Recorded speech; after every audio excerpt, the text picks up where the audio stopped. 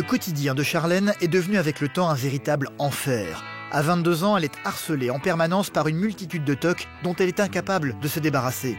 Il y a tout d'abord les tocs de vérification qui la poussent à recommencer un nombre incalculable de fois la même action.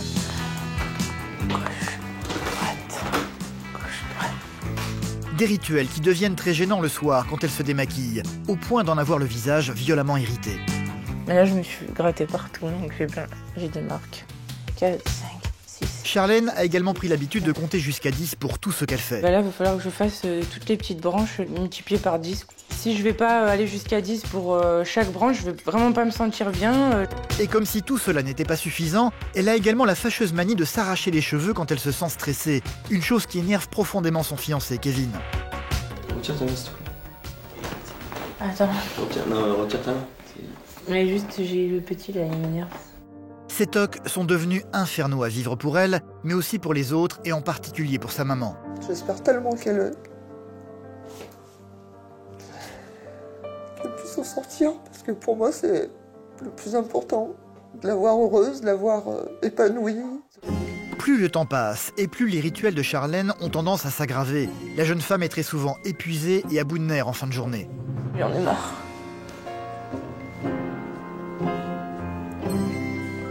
Tout son entourage en a conscience, les choses ne peuvent plus continuer comme ça. J'ai 22 ans et je souffre de TOC. La trichotillomanie, c'est le fait de s'arracher les cheveux. J'ai également des TOC de comptage. Ça fait partie de cette perte de temps quotidienne. Et ma famille et mon entourage, ils en peuvent plus. Et mon couple subit les conséquences de ce problème-là.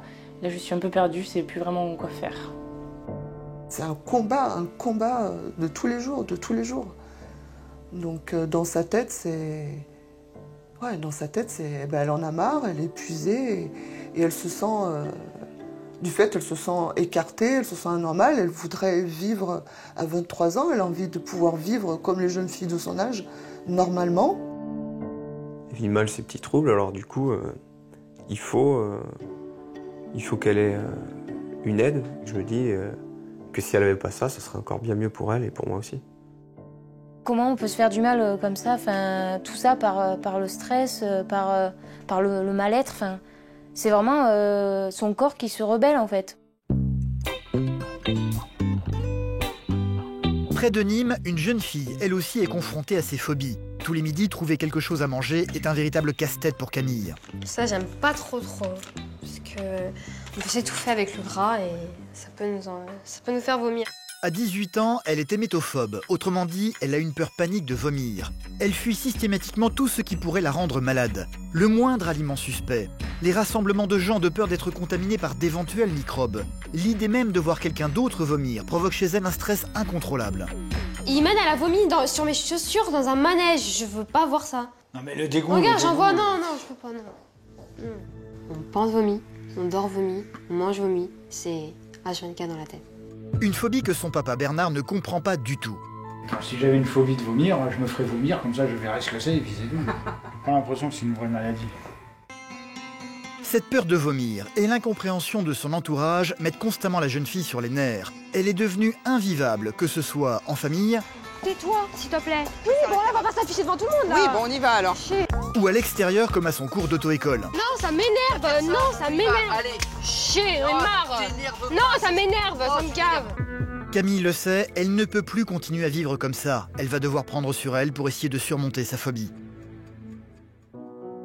J'ai une phobie qui ne se voit pas mais qui me pourrit l'existence. Les gens d'extérieur pensent que j'en fais trop, mais j'aimerais leur faire comprendre que ce que je vis n'est pas facile.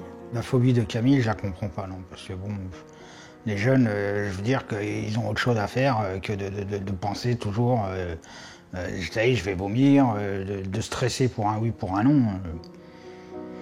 J'ai bien compris le problème de ma fille et je la plains, car non seulement elle a cette phobie, mais en plus, elle ne se sent pas comprise. Les gens autour d'elle ne peuvent pas comprendre à quel point c'est puissant. Moi je dis une phobie, c'est un peu comme un tsunami.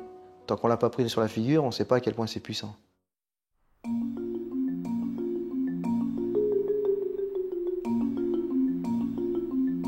Il est 23 h, l'heure où Charlène quitte son travail. Elle est réceptionniste dans cet hôtel. Elle se prépare donc à rentrer chez elle, un départ qui va être long est compliqué. Impossible pour elle de fermer la réception tant que tout n'est pas précisément à sa place. Je vais remettre un petit peu ça. Ça bouge toujours un peu. Je suis jamais arrivée à le faire parfaitement, quoi. Voilà. Là, c'est à peu près bien, ça va. Ça va, c'est pas mal. Chaque élément de la réception doit être parfaitement aligné au millimètre près. J'ai vu la chaise, elle me gênait un petit peu en fait. Voilà, mais c'est bon. Ça va. À 22 ans, Charlène est victime d'une multitude de tocs dont elle ne parvient pas à se débarrasser. Principalement des tocs de vérification qui lui font perdre un temps considérable. Elle va méthodiquement vérifier, une fois de plus, que rien ne soit en désordre sur son bureau avant de partir. Donc, rien. Bon, rien. Hop. Quand j'arrive pas à quitter mon lieu de travail, par exemple, ou un lieu extérieur, je me sens... j'ai un moment de faiblesse et j'ai besoin de le combler par tous ces tocs de vérification. Pour l'extinction des lumières, c'est la même chose. Charlène va répéter inlassablement les mêmes gestes et s'oblige à regarder chaque détail de la pièce plusieurs fois avant de s'autoriser à passer à autre chose. Je suis obligée de scruter tous les moindres petits objets qu'il y a. Donc là, il va y avoir les petites plantes, tout ça, je regarde.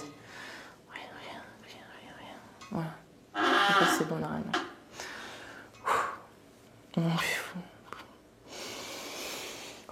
Gauche, droite. Voilà, là c'est éteint. C'est bon, là c'est éteint. Voilà. Pas de souci. Là, je vais vérifier là si c'est fermé. J'aurais toujours l'impression que j'ai mal vérifié, que j'étais pas assez concentrée. Et ça va remettre en doute toute ma vérification. Donc je vais passer du temps, quoi. Des fois, je suis obligée de m'asseoir parce que j'en peux plus, quoi. À force de faire tout le temps ça avec les yeux, machin, ça me fait tourner la tête. Les lumières, je les ai éteintes. Bon, lumière éteinte, ok. Ça, c'est bon, c'est éteint. Donc là, je fais ma sortie. Donc ça, c'est le plus dur. C'est affreux. C'est le plus dur, là. Rien.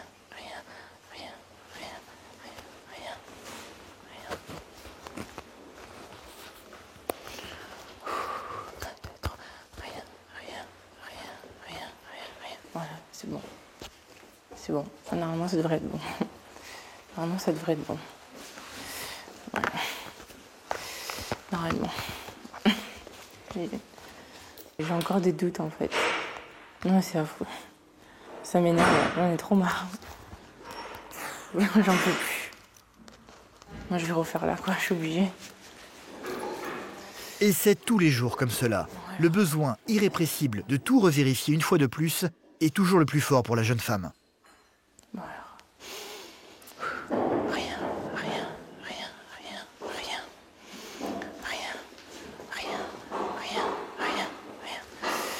Voilà, c'est bon. C'est bon, faut que j'arrête là. C'est bon. Ça fait trop long là. Au total, il aura fallu pas moins de 30 minutes à Charlène pour parvenir enfin à quitter les lieux. C'est un cercle vicieux, quoi. Ça s'arrête jamais, en fait. Et moi, ça m'épuise, quoi. Ça prend 90% de ma journée, en fait. Je vis avec ça. C'est comme... C'est pas mon copain, mais c'est vraiment... C'est ça, je vis avec ça. C'est ici qu'elle habite, chez sa maman qui est déjà allée se coucher. Dans le salon, seul Kevin l'attend. C'est son petit ami depuis 2 ans qui vient de temps en temps passer la nuit avec elle. Je t'aime.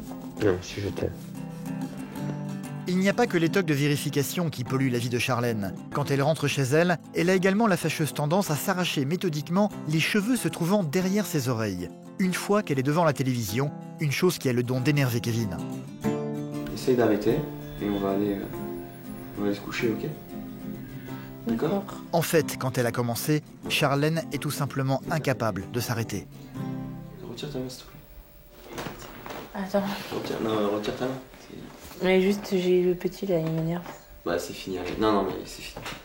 Allez, arrête. Oui. Quand je tourne ou quand j'arrache mes cheveux, je me sens bien. Pour moi, ça me réconforte. C'est une manière à moi de me... Je sais pas, peut-être de me déstresser, peut-être. Moi, je me sens bien, mais après, je regrette. Voilà. Quand je vois tout ce que j'ai enlevé, ou quand je le sens au toucher, je regrette, je suis pas bien. Loin de suivre son petit ami, elle va rester dans le fauteuil pour continuer à s'arracher les cheveux un par un. Je viens pas parce que je suis dans ce trouble-là, en fait. C'est comme s'il n'y avait que moi et mes cheveux qui comptaient. Et cela peut durer longtemps. Kevin, lui, est déjà couché, habitué à devoir l'attendre. Là, je devrais pas être seul. Ça peut durer 10 minutes, comme ça peut durer 1 heure. Je dois prendre mal en patience. Voilà. J'aimerais bien que ce soit autrement. Quand Charlène se décide enfin à le rejoindre, les choses sont hélas loin d'être terminées. Elle va d'abord se démaquiller, une opération qui va durer une éternité. C'est pas forcément le démaquillage qui dure beaucoup plus longtemps, c'est le processus pour aller me démaquiller parce que je vais toucher mes cheveux. Là, juste avant, je me suis enlevé des cheveux là. Charlène va en fait se faire rattraper par ses tocs de vérification, recommençant un nombre incalculable de fois les mêmes gestes jusqu'à fortement irriter son visage. Mais là, je me suis gratté partout, donc j'ai des marques. De son côté, Kevin attend, supportant de moins en moins les rituels de sa fiancée. Kevin, j'ai un petit peu peur qu'il parte. Si ça s'empire, si ça continue, je sais pas, parce que l'humain, il est patient, mais bon, il y a des limites, quoi. À plusieurs fois, il m'a dit qu'il n'était pas prêt à vivre avec moi, parce que il me dit qui veut vivre avec une fille qui a des tocs comme ça. C'est pas bien, quoi. C'est pas bien pour elle, c'est du temps... Voilà, elle se détruit, quoi. Elle se détruit et on a l'impression qu'elle s'en rend pas compte. J'en ai marre.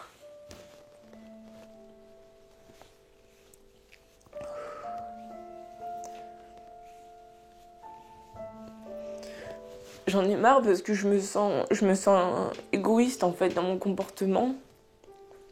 Alors que je suis pas quelqu'un d'égoïste, mais les gens autour de moi, Kevin, il me dit souvent, c'est.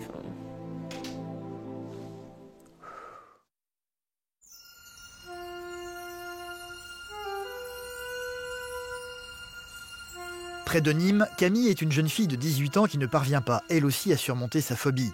Il est 17h, elle vient tout juste de sortir du lycée. Comme tous les jours, elle va se retrouver confrontée à l'une des choses qui l'angoisse le plus durant la journée, prendre le bus pour rentrer chez elle. Un premier bus va passer. Camille va rester sur son banc, ne trouvant pas le courage de monter à l'intérieur. La jeune fille est hémétophobe, autrement dit, elle a une peur panique de vomir. Ici, elle n'a qu'une crainte, que l'un des passagers soit malade et qu'elle se retrouve contaminée. Et si elle tombait malade, elle se retrouverait dans une situation où elle pourrait être amenée à vomir. Camille va donc continuer à attendre sur son banc, tétanisée par une angoisse de plus en plus incontrôlable.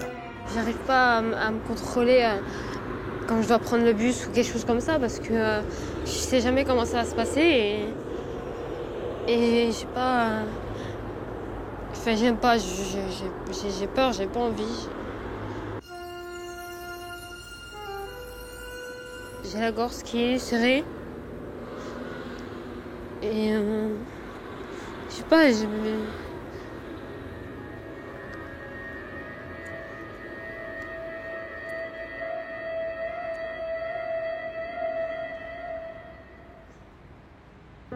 Un autre bus va faire son apparition.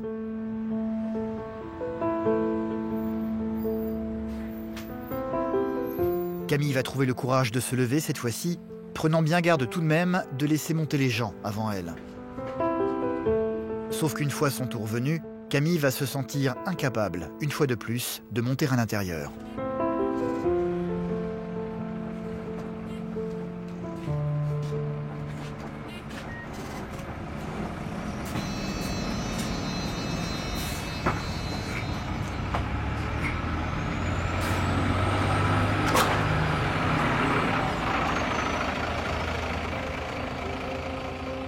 La jeune fille va donc se retrouver seule et totalement perdue.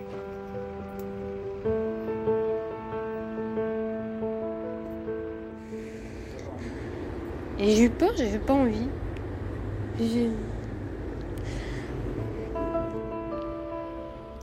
Elle va finir par prendre son téléphone pour demander à son père de venir la chercher. Oui, c'est moi, j'ai essayé de prendre le bus, j'ai pas réussi. Est-ce que tu peux venir me chercher, s'il te plaît? Et tu me mets au rond-point. Son papa est électricien. C'est à bord de son camion qu'il va venir à la rescousse pour la ramener à la maison. Je suis soulagée parce que je vais pouvoir rentrer tranquille sans stresser. Et voilà, passer une bonne soirée et pas avoir fait de crise dans la journée. Il y a des fois où j'affronte mes peurs, donc j'ai une petite victoire sur la vie, enfin sur moi même. Puis il y a des fois où non, je lui tourne le dos à la phobie. Des fois où je préfère lâcher prise, tant pis. Elle prend le dessus, je lâche. Et je me sens coupable, mais au point où j'en suis, je lâche quoi. Comme le bus, j'ai lâché. Camille va donc monter à bord du camion de son papa, Bernard. Direction leur maison, où les attend sa maman, Véronique.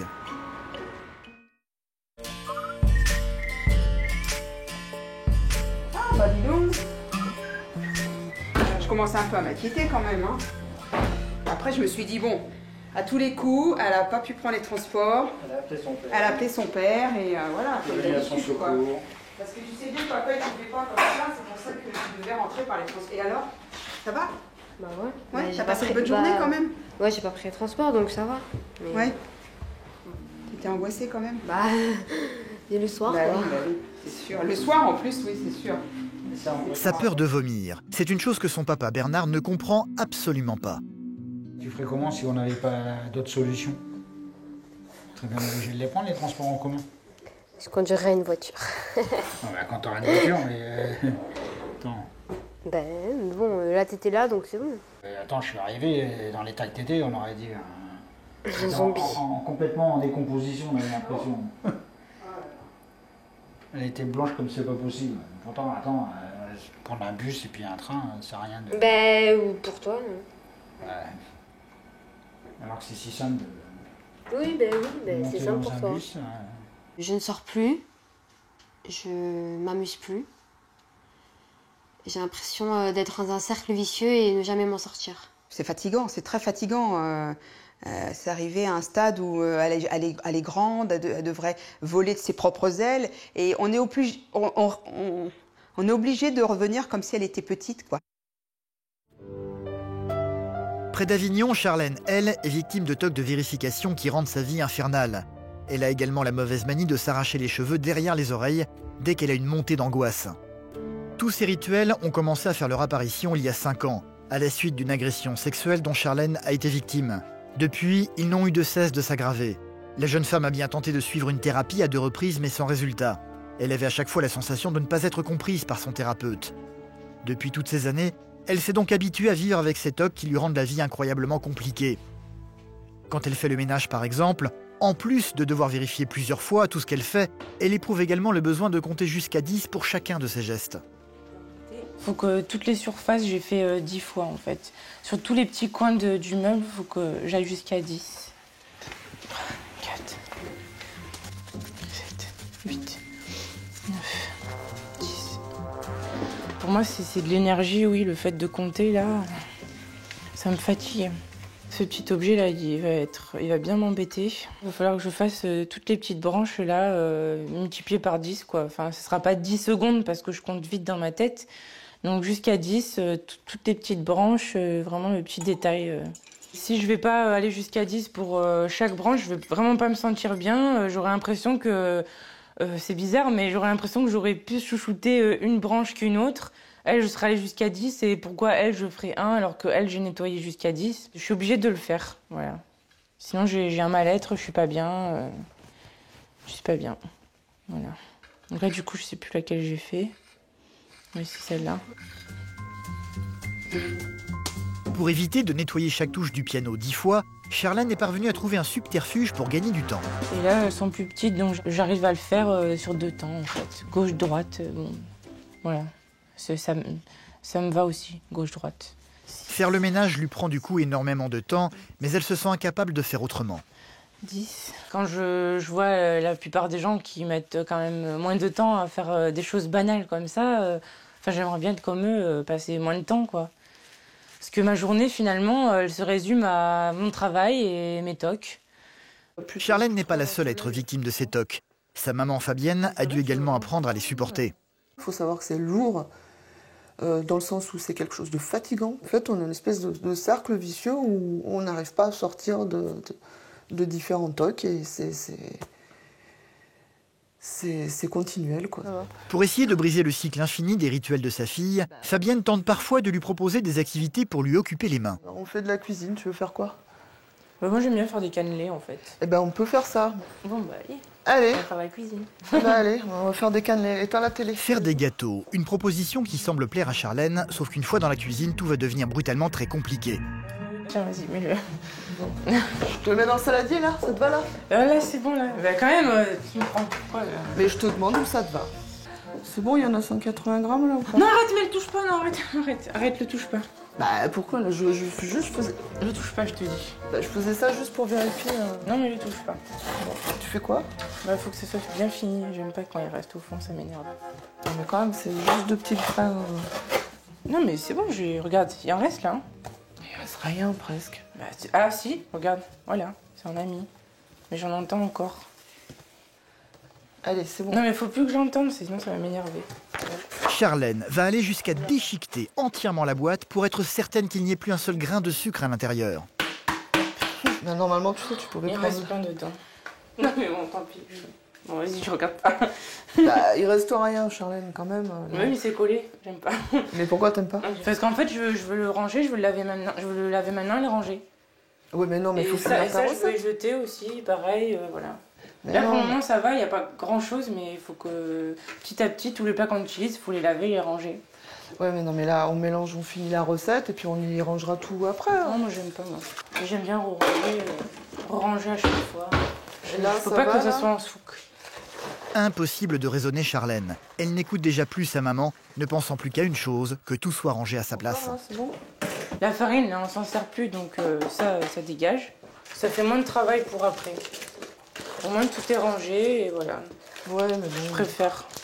Totalement submergée par ses pulsions, elle va devenir totalement incontrôlable. J'essuie un petit peu là-bas la tâche. J'aime bien. Voilà, c'est bon. Allez, c'est rien. Charlène. Mais non, mais arrête. Prends-en un autre. Prends bien les bords, s'il te plaît.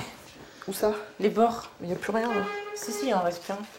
Tu peux y mettre tout dans l'évier, puis tout à la fin, après tu nettoies. Une fois que t'as fini, une fois que ça, pendant que c'est en train de cuire. Tu comprends pas que c'est ma façon à moi de... Bah, si, je comprends. Mais... Enfin, pourquoi moi je serais en tort? Pourquoi c'est... Ah, mais j'ai pas dit que t'étais en tort, Bichette, j'ai pas dit ça, mais... Je dis, c'est pas grave, t'attaches de l'importance à des choses, quoi. Pff, on s'en fout, quoi. Tu comprends? C'est quelque chose de très dur, parce que... Forcément, en tant que maman, on culpabilise. On se dit, bah... Même encore à l'heure d'aujourd'hui, j'arrive pas à faire tout ce qu'il faut.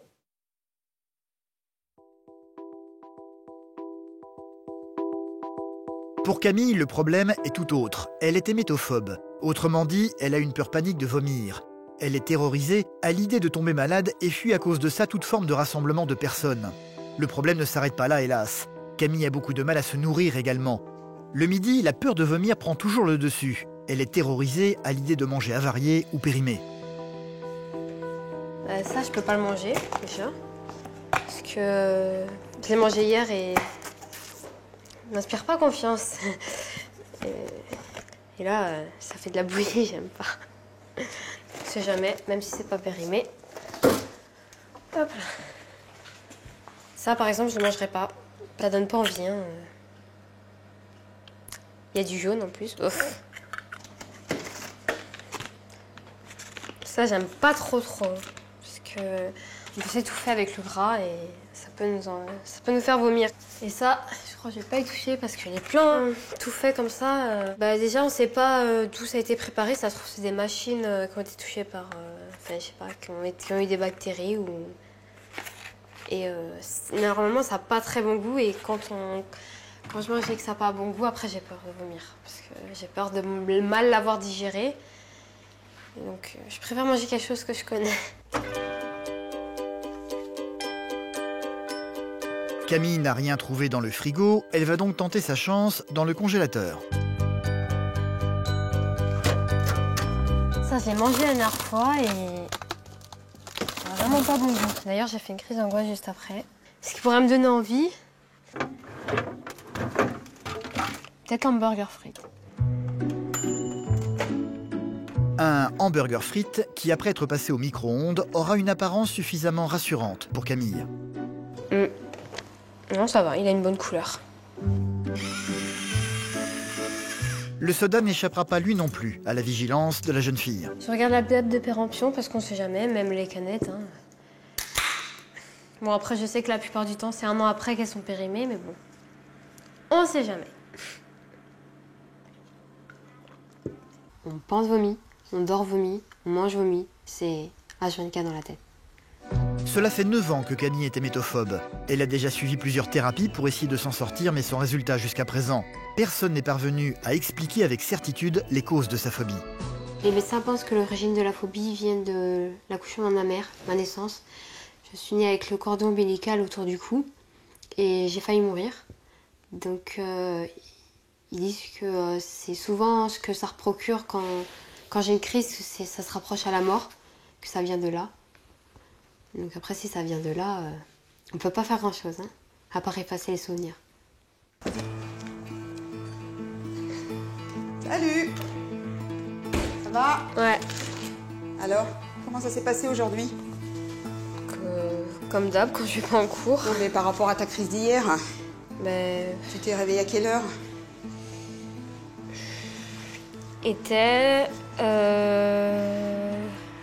T'avais encore mal à la tête ce matin? Ouais. À cause du stress? Ouais, j'étais dans les choux. Hein. C'est sûr. Ça tombe mal. Véronique, sa maman, a justement envie de l'amener à une cérémonie à la mairie où les jeunes du village vont recevoir leur première carte d'électeur. Le problème, c'est que Camille déteste les rassemblements. Comme dans le bus, elle a peur qu'une des personnes présentes soit malade. Tu sais qu'il y a un cocktail? Mais j'ai pas trop envie d'y aller. Ah bah oui, mais ou alors on pas rester longtemps parce que... Oui, parce que j'ai et pas... ça te permettrait de faire un pas en avant vers les autres aussi, de connaître peut-être... Ouais, mais non, on y reste pas longtemps, je prends le truc et on s'en va. Il faut qu'avec ta phobie, tu arrives à contrôler. C'est ta tête qui contrôle. Puis je ne serai pas toujours là en plus, c'est ça le pire. Donc il faut que tu essayes de prendre sur toi pour essayer de t'en sortir, quoi. J'ai 18 ans, mais je suis même pas prisonnière par mes parents, c'est même pas ça, je suis prisonnière par ma phobie. J'ai peur de l'inconnu, donc j'ai peur de ce qui peut se passer et qui me met dans un état où, comme je vous l'ai dit, comme il y aura de l'incompréhension, j'ai pas envie que les gens me voient comme ça. Donc je préfère rester chez moi et m'enfermer, me replier sur moi-même. Camille n'a pratiquement pas d'amis et vit recluse chez ses parents. Elle va tout de même faire l'effort de suivre sa maman aujourd'hui. On y va? T'es prête à assumer le monde? Je prends la carte, je m'en vais. Bonsoir. Bonsoir. Je vous en prie. Merci. Enchantée.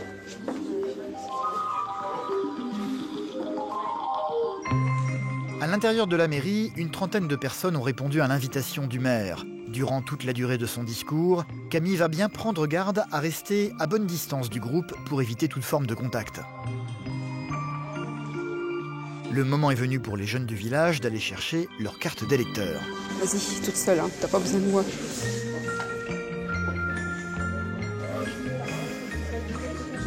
Contrainte et forcée, Camille va donc prendre sa place dans la file. Des fois, il faut qu'elle grandisse un peu aussi et qu'elle essaye de se responsabiliser. Et ça lui fera du bien aussi pour son moral de se responsabiliser aussi. Parce que de faire toujours tout à sa place, des fois, c'est pas bon non plus, quoi. Parce que ça sera presque vas-y, va la chercher, quoi.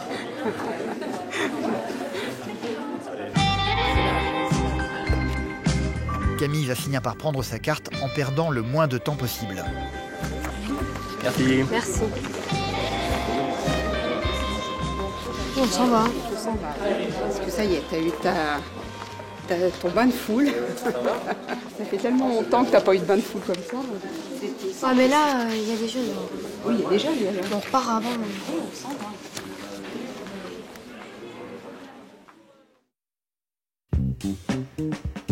Du côté d'Avignon, Charlène ne parvient pas à surmonter ses tocs de vérification qui la poussent à répéter inlassablement les mêmes gestes durant la journée. Quand elle doit quitter la maison, Charlène met une éternité à se préparer. Elle doit bientôt sortir avec sa meilleure amie, Justine, mais elle est loin d'être prête. Comme à chaque fois, son principal problème, ce sont ses cheveux. Dès que je sens qu'ils piquent ou qu'ils sont irréguliers, je ne supporte pas. Je vais immédiatement les toucher, les arracher. Ça va, enfin, je vais faire une crise, donc je peux pas partir de chez moi si j'ai pas fait ça, en fait. Je suis obligée. Oh mince, je suis pas prête. Bon, je vais vite l'ouvrir. Sa meilleure amie est déjà là. Ça va? Ça va et toi? Bah oui, ça va. C'est plaisir de te voir. Bah oui, ça faisait longtemps, c'est vrai que... Alors, quoi de beau? Bah écoute, là, est-ce que ça te gêne si je fais patienter 5 petites minutes bah en non. fait? Bah, J'ai pas fini de me préparer. Je me dépêche. Ok, vas-y, je t'attends. Merci. Justine ne sait pas grand-chose des tocs de Charlène. Cette dernière ne parle jamais de ses pulsions en dehors de sa maman et de son fiancé. Justine sait juste qu'elle a parfois la manie de s'arracher les cheveux, mais rien de plus. Charlène va donc tenter d'accélérer le mouvement pour vite rejoindre sa meilleure amie, mais pas facile d'y arriver quand il faut compter jusqu'à 10 pour tout. 7, 8, 9, 10. Justine, par contre, elle est pas tellement au courant de mes tocs de comptage. Du coup, en général, elle attend un petit peu à la cuisine. Mais j'arrive pas à lui dire que c'est à cause de ça, en fait. Et j'ose pas l'inviter dans ma chambre à venir avec moi. Sinon, elle va remarquer, donc... Voilà, j'oublie rien. Cannelle est dedans, c'est bon. Vas-y. Allez, c'est parti. Charlène va réussir à fermer la porte en prenant bien garde à ne pas montrer ses rituels à Justine, même si elle a furieusement envie de retourner sur ses pas pour vérifier qu'elle est bien fermée. Malgré tout, Justine s'est tout de même rendu compte avec le temps que le comportement de sa meilleure amie était un peu bizarre parfois, notamment cette manie qu'elle a de s'arracher les cheveux derrière les oreilles. Concrètement, comment ça se passe quand t'as une crise? Qu'est-ce qui se passe en fait? Comment tu pourrais décrire, tu t'arraches carrément la racine du cheveu Oui, je commence par les toucher un petit peu, tu vois, comme ça. Ça, tu vois, là, je sens que je vais avoir une crise, donc pour me calmer un peu, je tourne mon cheveu comme ça. Et pour calmer cette crise, pour éviter que tu te les arraches. Pour me canaliser, voilà. Pour éviter de les arracher, en fait. Et après, quand j'ai une crise, je passe directement dessous, en fait. Là où il n'y a plus de cheveux, je passe direct dessous. Et là, je reste la main comme ça. Et avec les deux doigts, comme ça, j'enlève. Tu t'enlèves tout? J'enlève tout, oui, j'enlève toutes les racines. Mais par poignée Non, un par un. Un par un? Toujours un par un. Tu te rends pas compte de la gravité de la chose? Parce que c'est quand même, t'arracher les cheveux, c'est quand même, tu te fais du mal. En fait, je sais pas, une fois que j'ai la main dedans, Tu n'arrives plus à l'enlever? Non. Bon, je vais t'aider alors. Voilà. Je vais te les attacher. Ma mère, elle dit pareil.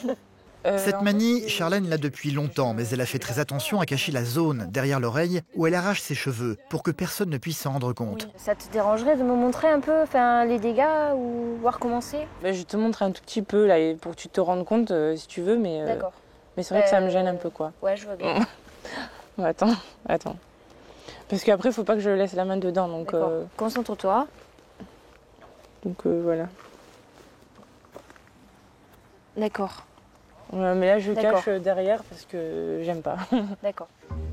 Même si elle est réticente à parler de ça avec sa meilleure amie, cette discussion a tout de même fait du bien à Charlène. Elle va du coup aller plus loin dans la confidence. Une fois de retour à la maison, elle va pour la première fois lui parler ouvertement de ces rituels qui lui empoisonnent l'existence. En général, les gestes que je fais, je compte jusqu'à 10 en fait.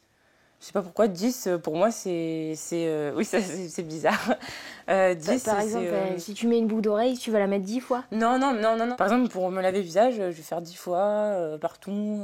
Pour le corps, je vais frotter 10 fois au même endroit. Ah ouais, d'accord. Quand je ferme une porte, la porte, avant de sortir de la pièce, je vais vérifier, tu vois. Je vais faire, des fois je fais gauche, milieu, droite. Je fais ça aussi. Je comprends pas le gauche-droite en fait. Non mais c'est trop bizarre. Pour fermer une porte, il n'y a qu'un sens. Oui, mais oui. Ça, je comprends pas, le milieu, droite, gauche. En fait, je vais te montrer. Charlène va immédiatement faire une démonstration en situation. Tu vois, la porte, comme c'est une poignée qui se lève, souvent je fais ça, tu vois, je descends mon pied, je fais droite et gauche, tu vois. Par exemple, tu vas pas fermer ta porte, puis après descendre genre oui, comme ça. Tranquille, quoi, non. Il faut que tout soit tac, tac, Oui, tac. voilà. Tout est rythmé en fait. Pour ouvrir, gauche, droite. Voilà. Mais après, ça se voit pas forcément, mais dans ma tête, c'est tout le temps là, en fait. Des fois, je le fais sans m'arrêter, quoi. Je vais faire gauche, droite, je vais faire ma porte, je rentre, gauche, droite, je vais faire ma porte, je rentre. Il y a des jours où ça s'arrête pas, hein. Il y a des jours où je m'en sors pas, quoi. C'est comme si mon cerveau, il comprend pas ce qui se passe sur le coup et que je suis obligée de le refaire, en fait, pour être bien sûre. Là, c'est grave, et là, elle a besoin vraiment de notre aide, d'en parler, et peut-être de voir des spécialistes pour l'aider, justement, parce que là, ça devient plus important que ce que je le pensais, quoi. Malgré tout, cette situation inquiète de plus en plus sa maman. Elle le sait, sa fille ne peut pas continuer à vivre comme cela. Par exemple, quand je te dis, tiens, on pourrait aller au cinéma, ou tiens, je sais pas, on va faire, on décide de faire quelque chose, tu mets un temps fou à te préparer, et on attend, c'est interminable, quoi, c'est usant. Oui, mais je me rends pas compte. Donc tu n'arrives pas à te rendre compte que pour les autres autour, dans la famille, c'est quelque chose aussi des fois qui nous pèse à nous aussi. Est-ce que tu t'en rends compte de ça ou pas? Je peux pas m'en rendre compte, puisque moi, je vis pas ce que vous vivez, je peux pas m'en rendre compte. Tu vois pas que Non, pour moi, ça fait partie de ma vie, c'est comme ça, j'ai l'habitude, en fait. Ouais, mais t'as envie de changer, t'as envie que Oui, ça oui, j'ai envie de changer. Donc il faut vraiment qu'on trouve des solutions pour arrêter tout ça, quoi. Je m'empêche tout simplement de vivre normalement. Hein. Voilà. Je veux dire, ça fait trop longtemps que ça dure. Là, voilà, faut se raisonner, faut remettre tout en question et faut que j'avance, quoi. Obligé. J'espère tellement qu'elle puisse s'en sortir, parce que pour moi, c'est le plus important, de la voir heureuse, de la voir épanouie. Le problème de Camille, cette jeune fille de 18 ans, c'est son hémétophobie. Autrement dit, sa peur de vomir qui la pousse à s'isoler de plus en plus au grand désespoir de ses parents. Comme tous les matins, c'est Véronique qui doit la réveiller. Allez, faut y aller. Il lui faut du courage, car la tâche n'est pas simple. Camille, il faut se lever. C'est l'heure. Qu'est-ce que je voulais dire? Tu déjeunes ou pas aujourd'hui? Ça veut dire quoi, Oui ou non? Non, tu déjeunes pas? Ça va pas?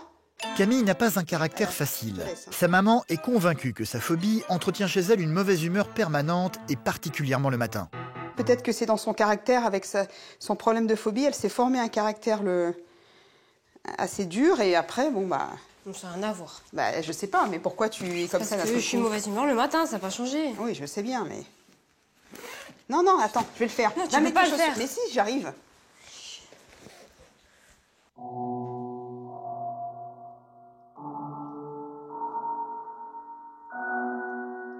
C'est vrai que le matin, je suis pas très détendue parce que je sais pas comment va se passer la journée.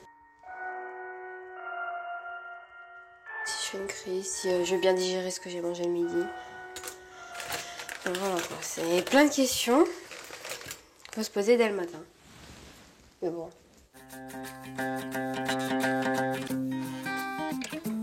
C'est bon? Pour éviter de prendre le bus, Camille est en train de passer son permis de conduire en ce moment. Elle l'a déjà raté 2 fois. Ce matin, elle va donc se rendre à un énième cours de conduite, ce qui ne va pas vraiment calmer sa mauvaise humeur. À cause de son hémétophobie, Camille est constamment sur les nerfs. Bonjour. Elle n'a aucune patience. Pascal, son moniteur, va pouvoir le constater aujourd'hui. Allez, vas-y, on y va. Non, il y a quelqu'un. T'énerve pas. T'attends pas, c'est faut... Non, il y a quelqu'un. Allez, tu verras. Il y a quelqu'un encore. Allez. Mais non, Non, tu sais faire les choses, Non, t'énerve ça pas. va. Allez, tu redémarres Non, ça me tranquillement. saoule. Si. Allez, Non, regarde. ça me Y a personne, tu peux y Non, aller. ça me saoule. Non, tu prends ton volant. Allez, vas-y, Camille. ça m'énerve. Allez, motivé, on est parti. N'importe quelle nouvelle émotion va me faire peur. Parce que je vais penser que ça peut être du vomi qui remonte ou l'envie de vomir ou... Allez, Voilà, redémarre. et en plus Allez, je vas-y. recale. Ah, allez, vas-y, applique-toi, tu sais faire les Non, choses. ça Y a m'énerve. personne. Non, ça m'énerve. Ah, allez, on est parti. Tu sais bien ta vie. Allez. Chier, j'en ai marre. t'énerve Non, pas, ça c'est- m'énerve, Oh, ça me tu cave. t'énerves. Allez, cool. Non, ça m'énerve. Éclate-toi les Non, jambes. j'ai même plus envie de conduire. Non, Ouais, de toute façon, t'as pas le choix, c'est J'ai toi qui as plus le volant. Allez, tiens le volant. Allez, tu accélères. C'est chaud, j'en ai marre, c'est bon. Comme elle conduit, elle n'a pas le temps, le stress ne va pas plus loin. Elle ne va pas par rapport à la peur de vomir ou de la tachycardie ou quoi que ce soit. Pour l'instant, elle stresse, mais elle essaye de se contrôler quand même, quoi. Allez, Camille. Oh, tu ne mets pas la pression, d'accord? Un cours de conduite épuisant pour son moniteur, mais pour Camille aussi, qui pour le moment est loin d'avoir son permis. Si elle est phobique à ce point, va falloir qu'elle se calme et qu'elle puisse s'arrêter quand elle sent le stress monter. Parce qu'après, obligatoirement, tout s'enchaîne et elle risque d'être dangereuse, tout simplement. Bon, je prépare à manger, Camille. Est-ce que tu manges avec nous? Non. Hein? Non. Non, pas faim? Non. Comme d'habitude, quoi. Le midi, Camille fait très attention à ce qu'elle mange. Le soir, elle a tendance par contre à ne pas manger du tout, au grand désespoir de ses parents. Si tu avais sa maladie, tu réagirais comment? Ta maladie. Oui, sa phobie de vomir. Attends, si j'avais une phobie de vomir, je me ferais vomir, comme ça je verrais ce que c'est et puis c'est tout. Oui, tu ferais vomir. Ah, et oui. si tu as peur de vomir, tu pourrais pas te faire vomir. Pourquoi? Bah, Si, si tu as justement. peur. Si, justement, il faut aller voir. J'ai pas l'impression que c'est une vraie maladie. Je crois pas. Hein. Non. Pour son papa, Camille n'est pas malade. Une chose qui exaspère beaucoup la jeune fille. T'en vas? Elle va du coup partir se réfugier dans la chambre, très énervée. Je pense que c'est un peu plus dans sa tête. Je pense que dans sa tête, si elle faisait un petit peu l'effort, moi je dis pas complètement, mais un petit peu l'effort de surmonter ce petit handicap qu'elle a, je pense qu'elle pourrait vivre autrement. Hein. Mon père, il comprend pas trop. Je pense qu'il comprend le mot, il comprend ce que je peux ressentir, mais pour lui, il y a plus grave, quoi. Bon, allez, on va manger tous les deux, comme d'habitude. Oh, mais bon, faut qu'on s'habitue aussi, hein. Le jour où elle va partir.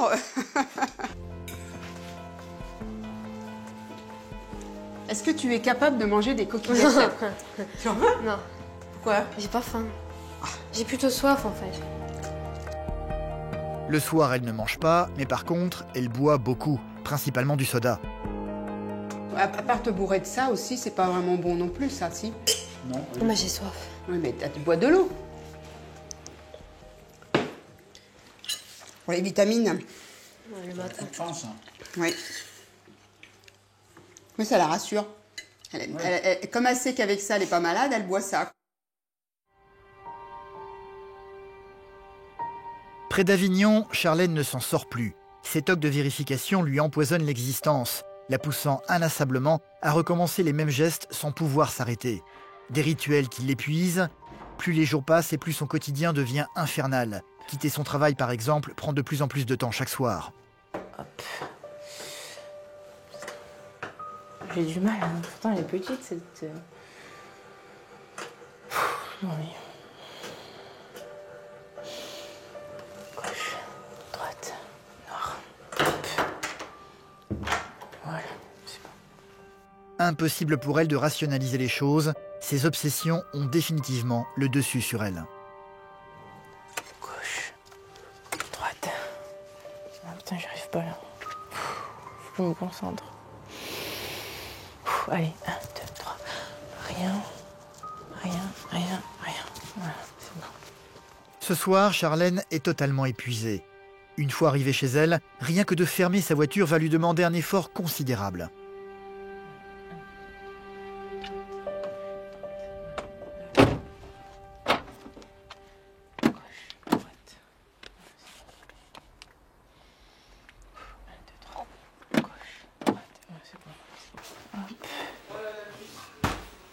Salut.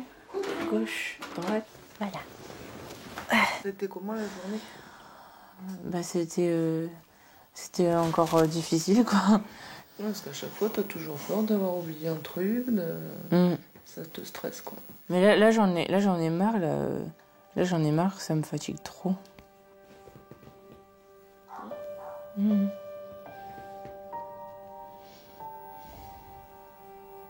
Tu sais, ça se voit que c'est de plus en plus difficile à gérer pour toi et que ça pèse vraiment sur ta santé.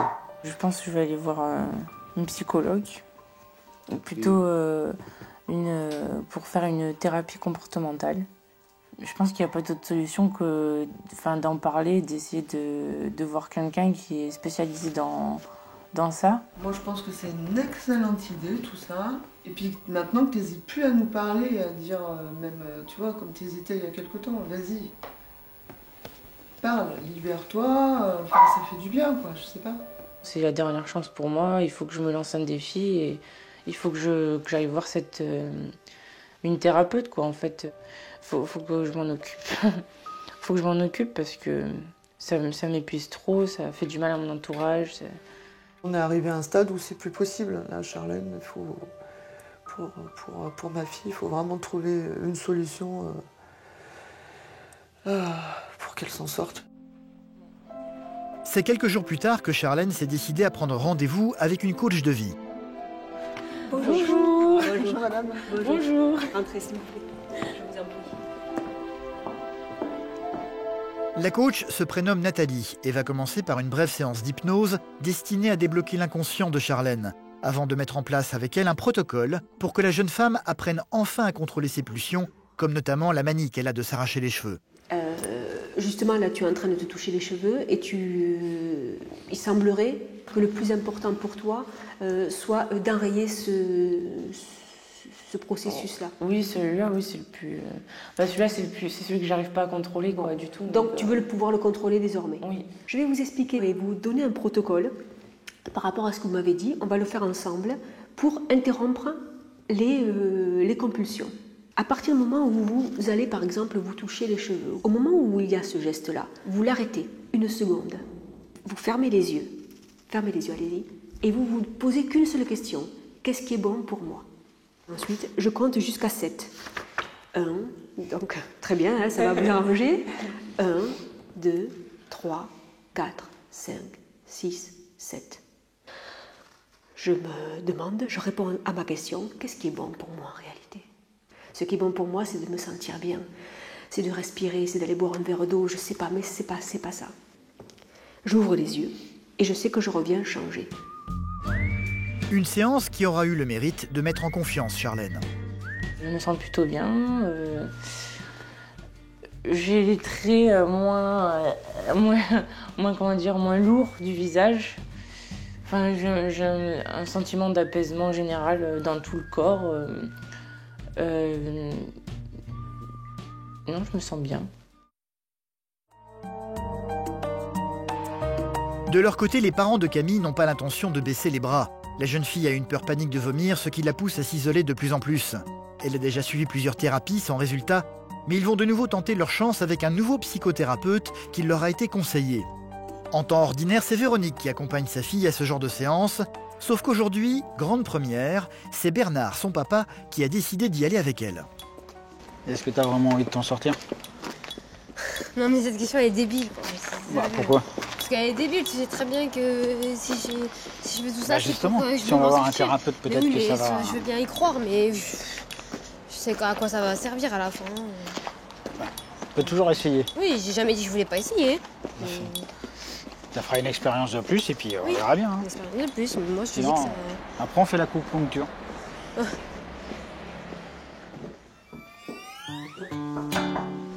Bonjour. Luc. Camille. Bonjour monsieur. Ils vont être reçus par Luc, un psychothérapeute pratiquant le nettoyage émotionnel.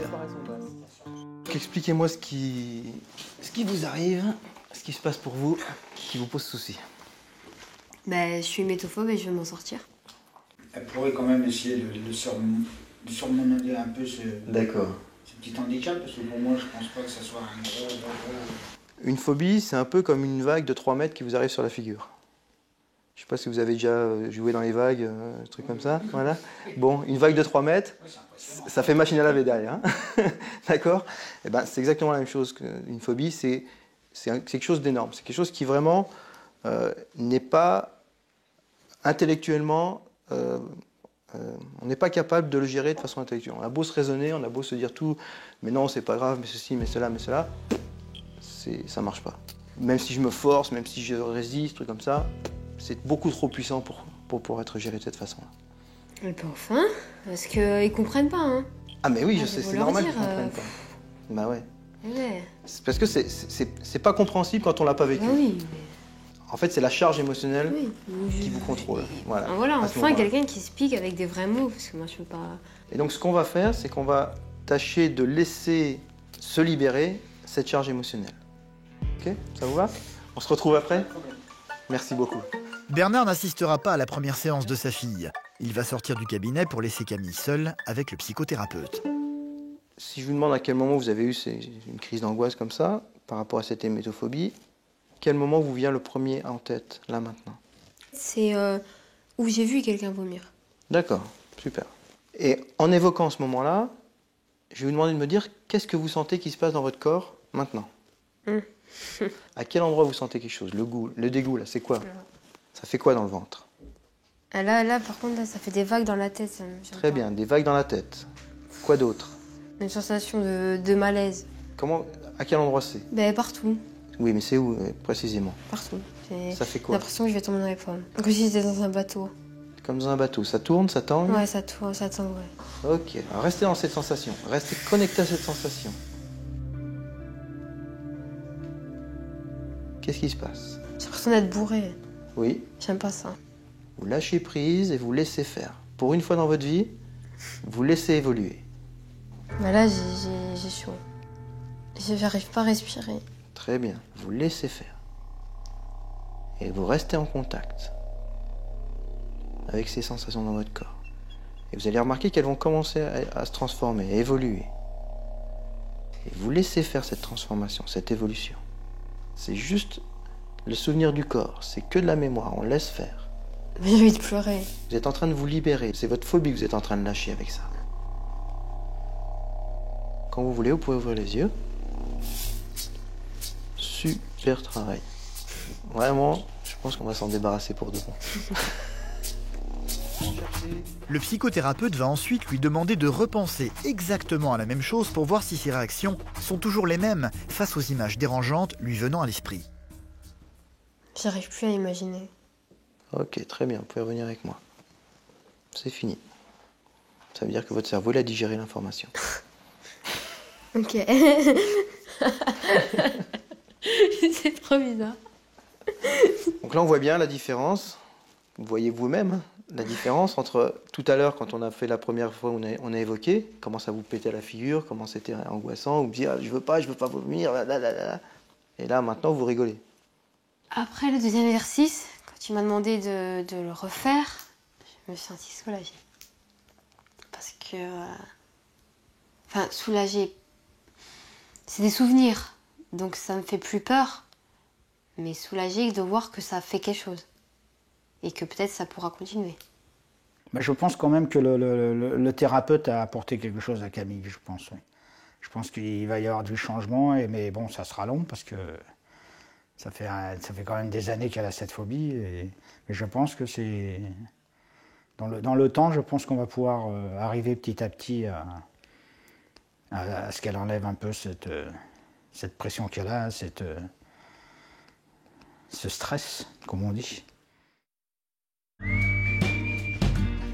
Charlène, de son côté, doit elle aussi mettre en application les conseils de la coach qu'elle a consulté récemment pour vaincre ses tocs de vérification et cette manie qu'elle a de s'arracher les cheveux derrière les oreilles. Le protocole qu'elle doit mettre en application pour dompter ses pulsions ne va pas être simple à suivre. Une fois de retour chez elle, Charlène va se retrouver sur le canapé avec une furieuse envie de s'arracher les cheveux. Sa main droite est déjà prête à le faire.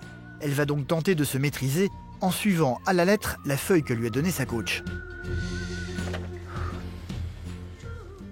Qu'est-ce qui est réellement bon pour moi? 1, 2, 3, 4, 5, 6, Coucou 7. Poussin. Coucou. Ça va? Oui, ça va et toi? T'es en train de faire l'exercice? Oui. Allez. Donc là, tu respires profondément et puis t'arrêtes. T'arrêtes. Tu respires.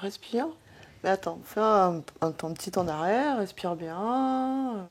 Après, quand à la limite, je te tire un tout petit peu comme ça. Non. Non? Non, je vais faire moi-même ça. D'accord. Concentré. Stop. Je bloque le geste. Ça C'est dur. Bah ouais, c'est dur. Oui. Eh ben voilà. C'est pas mal ça. Si, ça aide bien. C'est pas mal ça, non? Ça aide bien, mais il faut que je le fasse pour chaque mèche. Ben, on fera Faut que je chaque le pour chaque fasse pour mèche. toutes les mèches. Je la touche plus. Parce que là, il y en a une autre qui m'a... Oh, mais là, tu la touches plus. Donne-moi ta main. Et moi, je suis fière. Tu le sais? Merci. Mais ça fait du bien de pleurer. En fait, t'es en train de lâcher des émotions, t'es en train de lâcher des choses, et puis là... Non, mais je vais bien en plus, là. Ouais. Je sens que là, déjà, on est en train de partir dans quelque chose. Donc, c'est tout bénef. C'est tout bénef. En tous les cas, un début encourageant pour Charlène. Que ce soit pour sa manie de s'arracher les cheveux ou que ce soit pour ses tocs de vérification, elle a bien l'intention de continuer les exercices de la coach. Ce jour-là, Kevin, son fiancé, va même réussir à la faire sortir de la maison. En fait, j'avais l'impression de me concentrer que sur les tocs, en fait, et de pas vraiment penser à nous ou à toi. Beaucoup de moments perdus, en fait. C'est bien pour toi, c'est bien pour moi aussi, parce que c'est des choses que j'avais pas forcément l'habitude de faire, de voir, quoi. Je suis contente là, de sortir avec toi. Donc, Je suis contente. Je trouve mieux, plus sereine, un peu plus sereine. Et je pense que c'est les étapes, ça va venir comme ça va venir par peut-être une sérénité. Et puis c'est comme ça, il faut y aller doucement et ça va fonctionner. J'ai l'impression de redémarrer autre chose en fait. De redémarrer un petit peu ma vie autrement.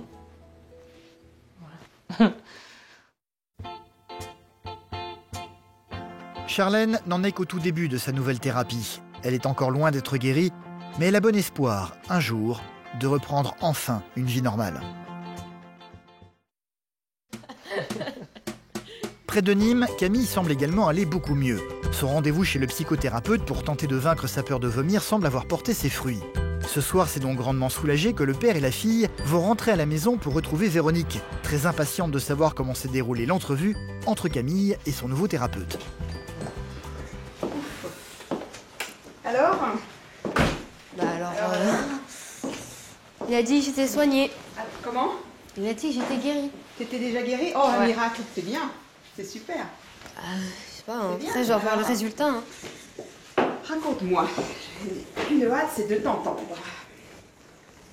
Rien, il m'a fait confronter à un exercice. Oui. Il m'a dit de laisser mes émotions m'envahir et à la fin il m'a dit ben voilà, t'es guérie. Ah bon? Voilà. Et comment tu sais?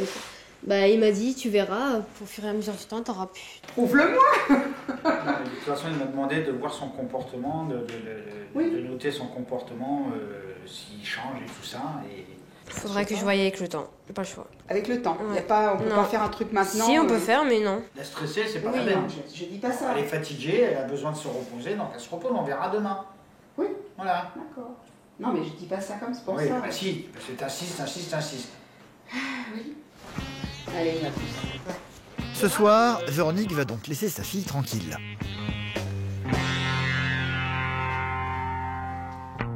Mais dès le lendemain matin, elle va revenir à la charge. Camille aurait fait des progrès grâce à son thérapeute. Elle veut des preuves concrètes pour le vérifier.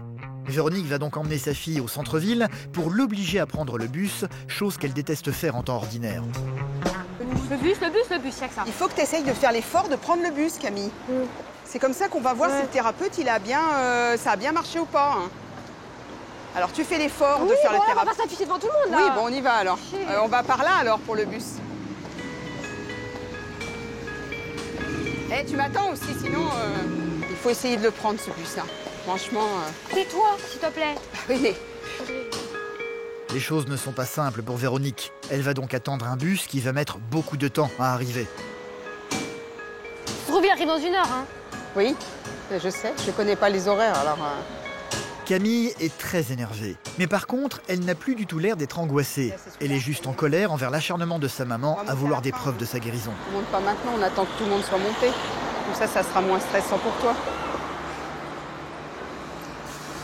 Oui, oui. Non mais demande où il va déjà. Mais on fait une station parce qu'elle a la phobie de Non, faire des rien. vomir. Vous allez où? Alors? Alors rien. Pardon, merci. Là tu vas continuer à me stresser? Il y a quelques jours encore, Camille était terrifiée à l'idée de monter dans un bus comme celui-ci. Aujourd'hui, elle vient de monter à bord sans aucun problème. La peur de vomir semble avoir quitté son esprit, mais pas son exaspération envers sa maman. Alors, qu'est-ce que t'as ressenti j'ai là? ressenti rien, j'ai faim. Donc je vais rien sentir. Quand j'ai faim, je ressens rien. Oh si. Non, je suis tellement concentrée sur ce que j'ai faim que je ressens rien. D'accord. Mais la dernière fois, c'est ce que tu m'avais dit. Si tu continues à me faire pression, je vais avoir une crise, oui, ça. Mais je croyais que tu devais plus avoir. Mais j'en sais rien, je sais pas. Ah, tu donc, sais pas. Continue à me faire pression, tu verras bien. Si tu veux me pousser à bout, maintenant il faut rentrer. Oui, bon, 2 minutes. J'ai fait l'effort, Voilà. En plus, je suis à cran là. Mais pourquoi t'es à cran? Parce que je suis à cran, je sais pas. Dis-moi pourquoi. Parce que je sais pas, je suis à cran.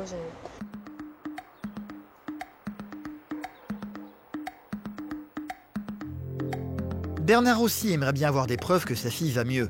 L'une des choses qui jusqu'à présent terrifiait le plus Camille, c'est de voir quelqu'un vomir. Son père va donc chercher sur internet une vidéo illustrant la chose pour ensuite la montrer à sa fille.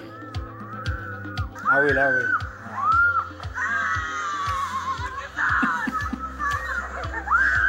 Ça va être dur, hein. Camille! Oui? Camille! Oui? Viens voir.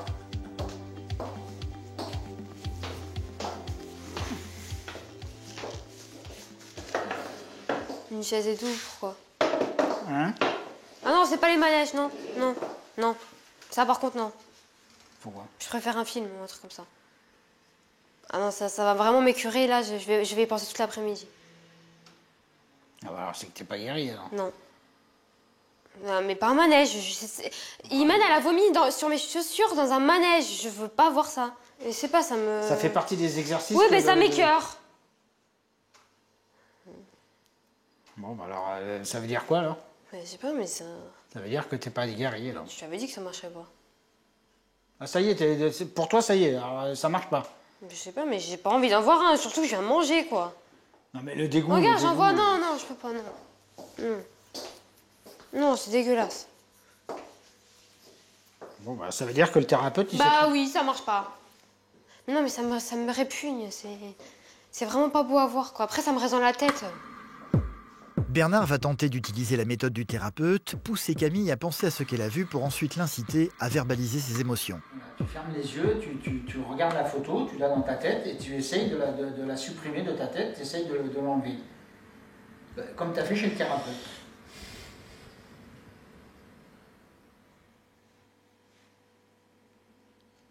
Je vois l'image, mais ça me procure plus rien. Donc je pense que ça a marché, mais il faut... Il y a peut-être une amélioration par rapport à l'image, ouais. Avant, mais de toute façon, l'exercice, il faudra le faire plusieurs fois. Ses parents restent sceptiques pour le moment. Camille, elle, a bon espoir que les choses aillent mieux désormais. J'espère ne plus la voir, ou au moins qu'elle soit vraiment diminuée, très peu, que je puisse m'amuser enfin comme une adolescente de mon âge. Enfin, un peu plus vieille qu'adolescente, mais vraiment, voilà quoi, tout faire, vivre. Voilà, vivre. Il y a peut-être une lueur d'espoir quand même qu'elle puisse enfin guérir sa phobie. Ça n'a peut-être pas changé la maladie de Camille, mais ça a changé la vision de mon mari, oui, ça c'est sûr. Au niveau de sa maladie, au niveau de son inconfort, enfin de ce qu'elle peut ressentir, oui, je pense que ça a apporté une amélioration et je ne suis plus toute seule et j'ai une aide. Mon mari va pouvoir m'aider maintenant à continuer le chemin vers la guérison. Camille est-elle guérie de son hémétophobie? Difficile à dire. Il y a eu des progrès évidents, mais seul l'avenir dira si sa peur de vomir a vraiment totalement disparu.